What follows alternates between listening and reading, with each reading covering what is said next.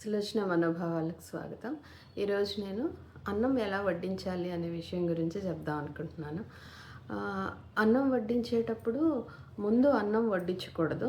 ముందు కూర కానీ ఏదన్నా స్వీట్ కానీ అలాంటివి పెట్టిన తర్వాతే అన్నం వడ్డించాలి. ఎందుకంటే శ్రాద్ధ కర్మలు అవి చేసేటప్పుడు పిండాలు పెడతాం కదా, అది రైస్ కానీ రైస్ పౌడర్తో కానీ ముద్దలు చేసి పెడతారు.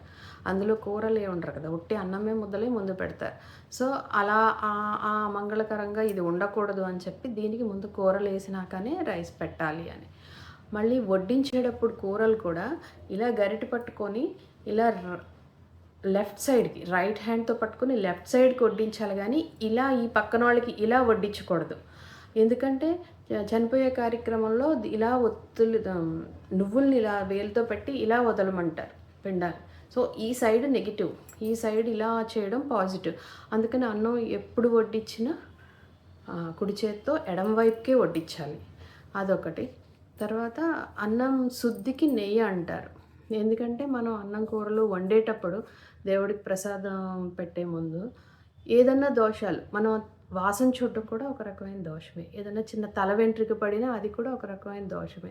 అలా చాలా రకాల దోషాలు ఉన్నాయి. ఇవన్నీ ఇది చేయడానికి, శుద్ధి చేయడానికి నెయ్యి వడ్డించడం వల్ల అన్నం శుద్ధి అవుతుంది అంటారు.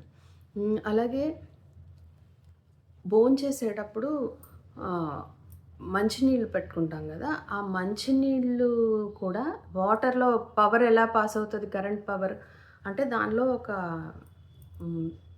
తీసుకునే గుణం ఉండబట్టే కదా కరెంట్ పాస్ అవుతుంది. అలా అందువల్ల ఆ వాటర్కి ఆ గుణం ఉండడం వల్ల మనం భోజనానికి కూర్చొని ఎవరినో తిట్టుకుంటూనో ఒక చెడు ఆలోచనలు చేస్తుంటే మాట్లాడుతూ ఉంటే అలాంటి మాటలు అవన్నీ కూడా వాటర్ లాక్కుంటుంది.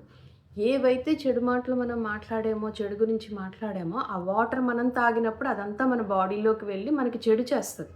అందుకే పూర్వీకులు అన్నం తినేటప్పుడు మాట్లాడొద్దు, తడి కాళ్ళు ఆరకుండానే తినేయాలి అని ఎందుకు చెప్పారంటే, అమ్మో ఎక్కడ కాళ్ళు ఆరిపోతాయో తొందరగా తినేయాలనే ఆ ఇదితో మనం ఇంక వేరే ఏం ఆలోచించకుండా ఓన్లీ భోజనం గురించి మాత్రమే ఆలోచించుకుంటూ తొందరగా తింటాం కదా, అందుకు పెట్టారు అలాగా.